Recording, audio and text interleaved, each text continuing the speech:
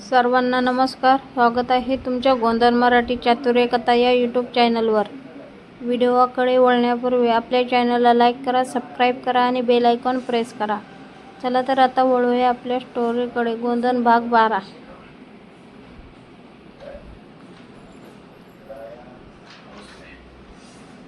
त्या जुन्या वाड्याच्या अंधाऱ्या दालनात वेळ जणू थांबून गेली होती. बाहेर आकाशात विजा कडकडत होत्या. मुसळधार पाऊस जुन्या कौलांवर आदळत होता आणि आत विश्वास, गणू आणि विक्रम एकमेकांसमोर उभे होते.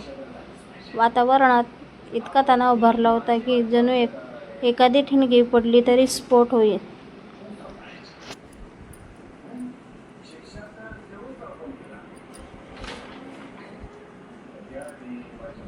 विक्रमच्या हातात बंदूक होती. त्याच्या डोळ्यात सुटाची आग धगधगत होती. तर विश्वासच्या डोळ्यात फक्त एकच भावना होती, पुष्पाला वाचवण्याची.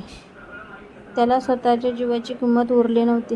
त्यासाठी त्याच क्षणी जगात फक्त एकच गोष्ट महत्त्वाची होती आणि ती म्हणजे पुष्पा. मला मारायचं असेल तर मार, पण पुष्पाला सोड, विश्वास शांतपणे ठाम आवाजात म्हणाला. त्याचा आवाज ऐकून विक्रम क्षणभर हसला. ते हास्य भयानक होतं, जणू एखादा शिकारी आपल्या शिकाऱ्याकडे पाहत होता.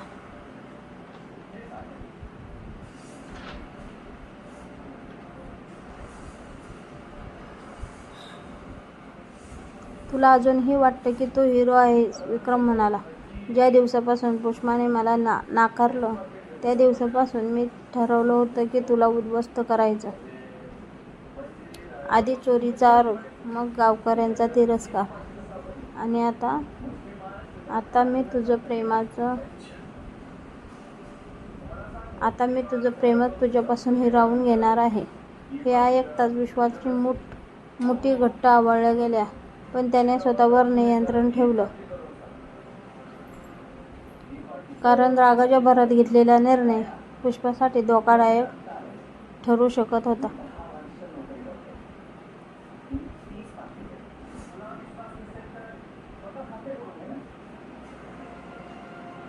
दुसऱ्या खोलीत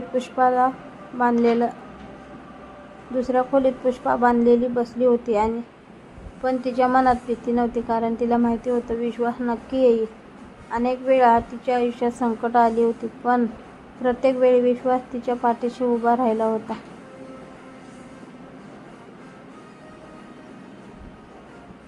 आजही तो येईल याची तिला खात्री होती. ती डोळे मिटून बसली होती आणि तिच्या मनात त्याचं पहिलं भेटणं पुन्हा जिवंत झालं होतं.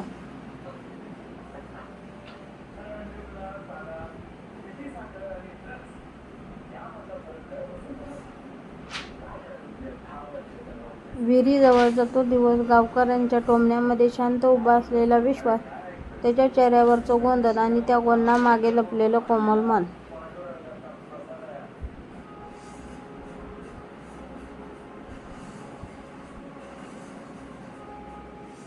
त्या आठवणींनी तिच्या ओठावर हलकंसं हसू उमटलं. तेवढ्यात बाहेरून विश्वासचा आवाज तिच्या कानावर पडला. पुष्पा तिच्या डोळ्यात चमक आली. विश्वास, तीही ओरडली. तो आवाज ऐकताच विश्वास वेड्यासारखा त्या दिशेने धावला. पण विक्रमने बंदूक उचलली.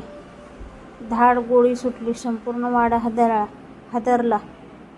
गणू ओरडला.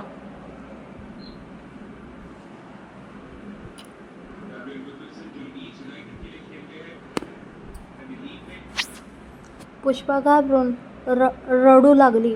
पण पुढच्याच क्षणी सगळे थक्क झाले, कारण गोळी विश्वासला लागली नव्हती. गोळी भिंतीवर जाऊन आदळली होती.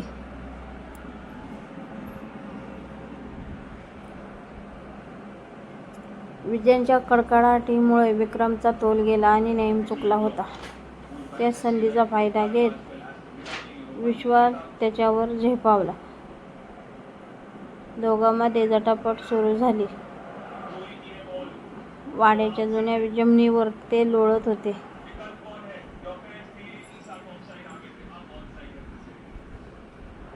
विक्रम बंदूक परत मिळवण्याचा प्रयत्न करत होता, तर विश्वास त्याला थांबवण्याचा. गणूही मदतीला धावला. काही क्षणातच बंदूक दूर फेकली गेली आणि विक्रमचा तोल जाऊन तो जमिनीवर कोसळला. तेवढ्यात पोलिसांच्या सायरनचा आवाज ऐकू आला, कारण गणूने वाड्यात येण्याआधीच पोलिसांना माहिती दिली होती. पोलिसांनी आत धाव घेतली. विक्रमला ताब्यात घेतलं.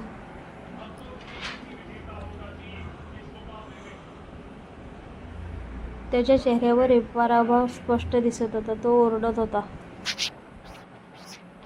धडपडत होता. पण आता त्याचा खेळ संपला होता.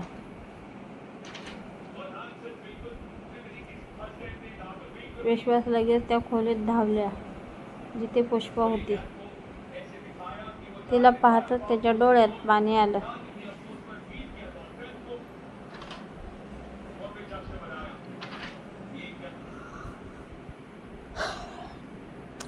पुष्पा त्याला पाहून रडू लागली. विश्वासने तिचे हात सोडवले आणि पुढच्याच क्षणी ती त्याच्या मिठीत शिरली.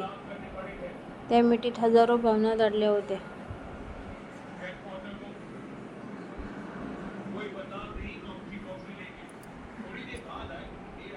भीती, वेदना, प्रेम.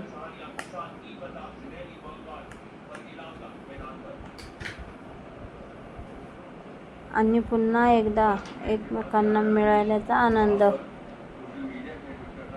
बाहेर अजूनही पाऊस कोसळत होता, पण त्या दोघांच्या मनातलं वादळ आता शांत झालं होतं. काही क्षण दोघे एकमेकांना घट्ट धरून उभे राहिले. ना कुणी काही बोललं, ना कुणाला काही बोलण्याची गरज होती.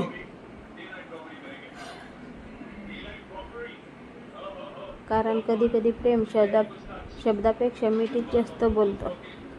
पोलीस विक्रमला घेऊन गेले. गावात सकाळपर्यंत ही बातमी पसरली.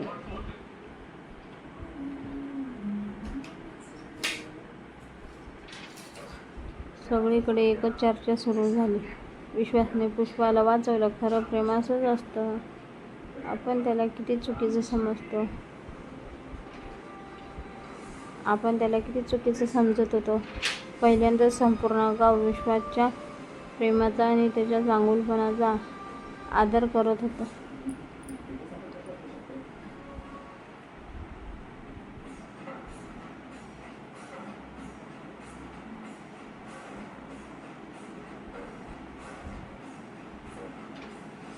दुसऱ्या दिवशी गावात एक वेगळंच वातावरण होतं. पुष्पाच्या आई वडिलांनाही विश्वासला घरी बोलवलं. विश्वास थोडा घाबरतच त्यांच्या घरात गेला, कारण इतक्या दिवसांचा विरोध त्याच्या मनात अजूनही होता.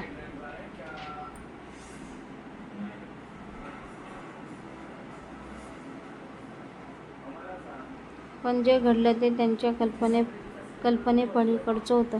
पुष्पाचे वडील त्याच्या समोर आले. त्याच्या डोळ्यात अश्रू होते. ते काही क्षण त्याच्याकडे पाहत राहिले.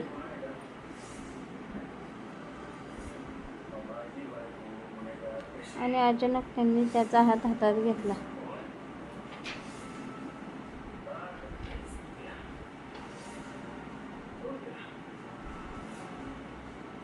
बाळा, आम्ही तुझ्यावर खूप अन्याय केला. विश्वास स्तब्ध झाला. त्याला काय बोलावे ते सुचत नव्हतं.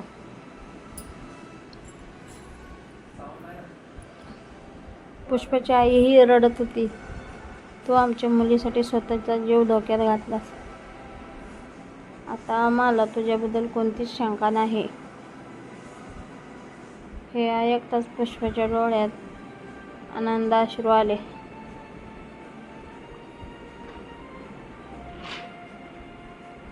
त्या दिवशी पहिल्यांदाच विश्वासला वाटलं की त्याचं आयुष्य खरंच बदलत आहे.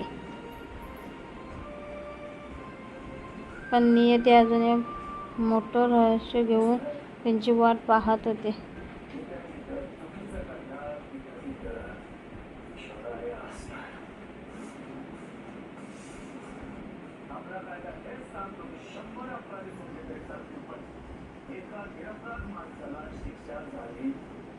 कारण त्या रात्री दामोदर पुन्हा एकदा त्या जुन्या कागदपत्राकडे पाहत होता. त्यामध्ये त्याला एक नवीन पत्र सापडलं. अनेक वर्षापासून लपलेलं, धुळीने माखलेलं. त्याने ते उघडलं आणि पहिली ओळ वाचताच त्याच्या चेहऱ्यावरचे भाव बदलले. कारण त्या पत्रात लिहिलं होतं, विश्वाच्या आई-वडिलांचा मृत्यू अपघातात झाला नव्हता. तो एक नियोजित कट होता. दामोदरच्या हातातून पत्र खाली पडलं.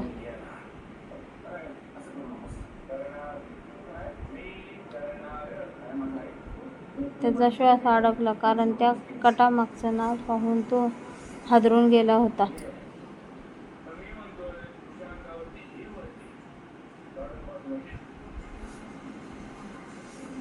आणि ते नाव ऐकताच गावातील